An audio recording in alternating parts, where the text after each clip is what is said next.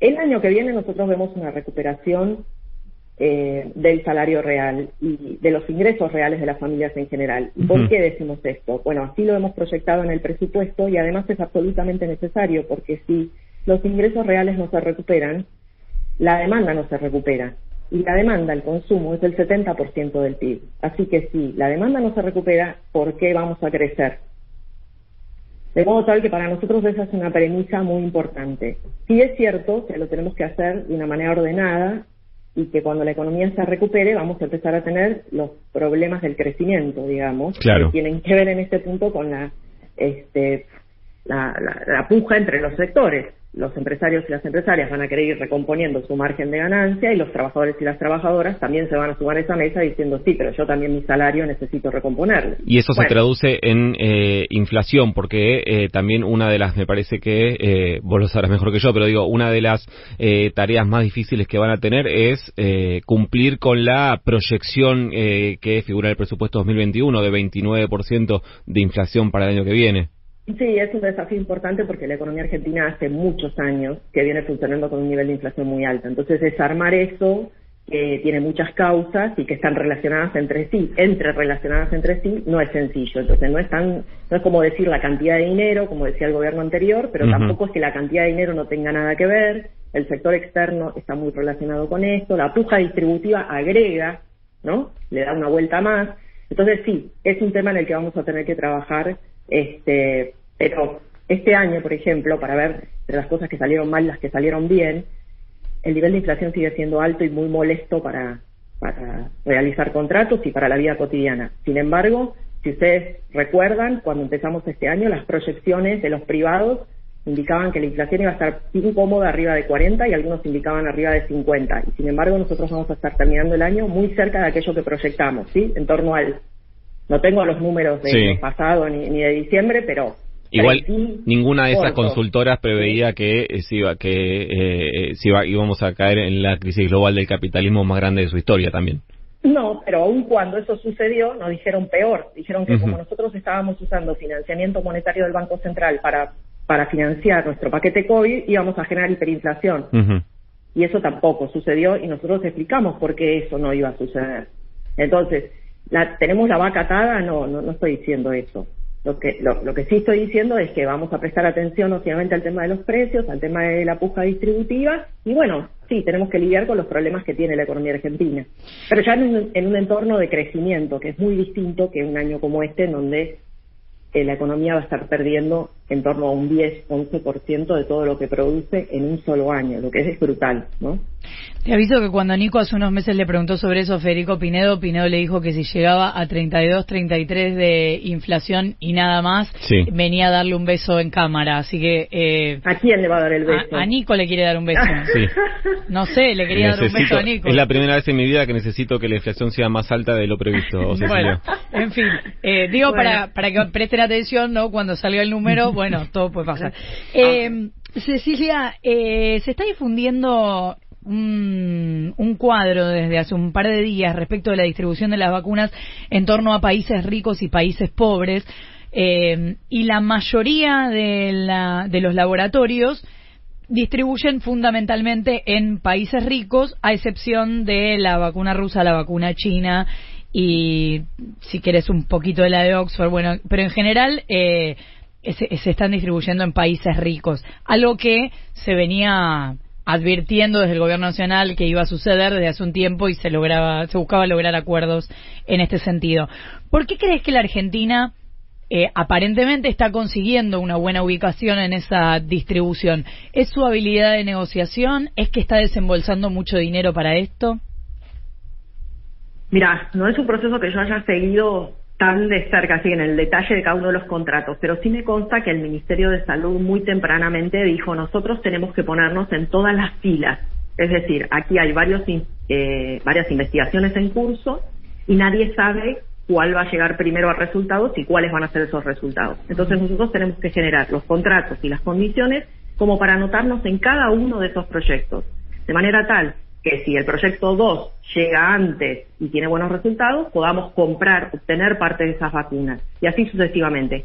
Así que el Ministerio de Salud trabajó muchísimo, me consta. De hecho, hubo que mandar un proyecto de ley al Congreso para poder avanzar con estos contratos. Eran contratos muy particulares, donde, por ejemplo, el gobierno tenía que anticipar una parte del dinero sin saber si va a tener el producto del otro lado, porque si en el medio fallan las últimas pruebas, la vacuna no se produce y vos adelantaste plata. Entonces, hubo que trabajar mucho, pero creo que estamos bien posicionados porque el Ministerio de Salud, y a la cabeza Santiago Cafiero, que tuvo que trabajar concretamente con todo esto, tomaron las decisiones correctas. De todos modos, lo más interesante es la pregunta, digamos, como vos enmarcaste la pregunta, eso tiene que ver con las capacidades científico-tecnológicas, ¿dónde están?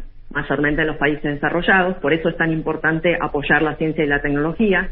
Argentina ha podido producir respiradores, por ejemplo, en el medio de esta crisis.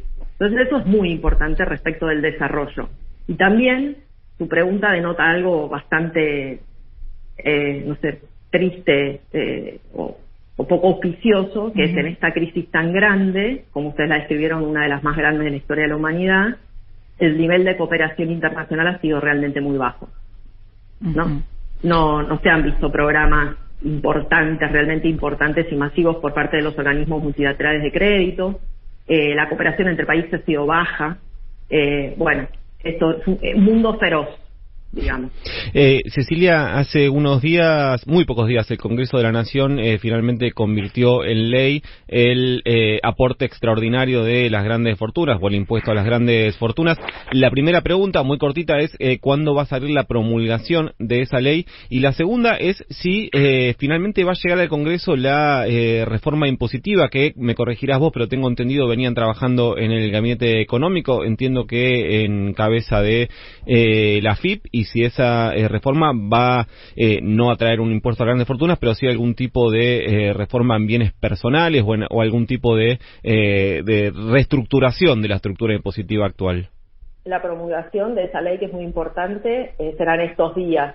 No recuerdo la fecha exacta, pero serán estos días.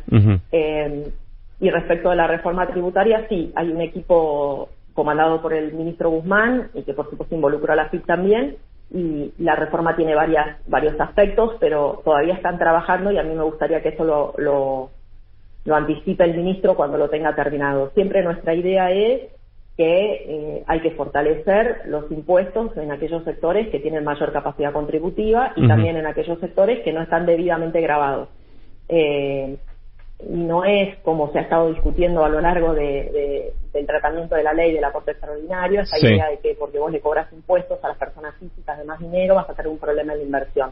Eso no es así. Recordemos lo que pasó en el gobierno de Macri, bajaron, como yo les había dicho, todos los impuestos a las personas de mayores ingresos y a las empresas, y la lluvia de inversiones nunca llegó. Las inversiones llegan cuando hay demanda, no cuando te bajan los impuestos. Y lo más perverso de la baja de los impuestos es que vos bajás los impuestos y después tenés más déficit. Y frente al déficit, ¿cuál es la receta? Bajar el gasto en educación, en salud, en desarrollo, en ciencia y tecnología. Empobrecerte. Entiendo que no quieras dar detalles sobre lo que en definitiva terminará siendo en algún momento un anuncio del Ministerio de Economía, pero está la voluntad del gobierno de no digo un impuesto a las grandes fortunas, pero sí subir el gravamen sobre en este caso sobre los bienes personales, que es lo más parecido, lo más identificable como la riqueza de las personas. Eso ya se hizo en la Ley de Solidaridad Social y Reactivación Productiva. No puedo descartar que haya otras iniciativas en ese sentido, pero eso ya lo hicimos al inicio del año porque ese diagnóstico lo teníamos bien claro y, como decía al inicio de la nota, eso está dando muy buenos resultados. Le estamos cobrando impuestos a quienes más tienen, que es lo que hay que hacer.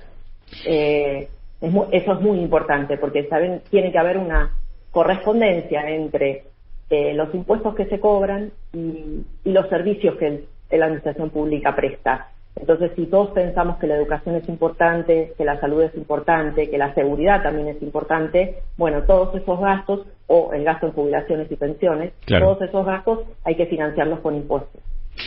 Cecilia, te quiero consultar si consideras que sale la ley del aborto este año y también saber si sale es un triunfo del gobierno, además de la sociedad, y si no sale, además de ser una derrota para la salud de las mujeres, ¿lo vivirías como una derrota para el gobierno también? Mira, espero que salga. Ya estoy contenta que el Congreso dio lugar a su tratamiento, es muy importante. Yo creo que si sale, es producto del trabajo de mucha gente.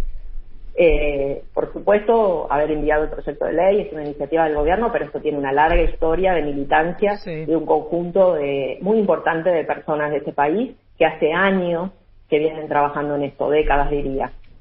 Así que el triunfo será de toda esa militancia. Y bueno, yo apuesto al triunfo, digamos, de esta ley. ¿Por qué? Porque, como vos decís, esta ley simplemente lo que hace es preservar la salud de aquellos que por alguna razón deciden interrumpir un embarazo, que es una circunstancia siempre muy difícil y muy triste.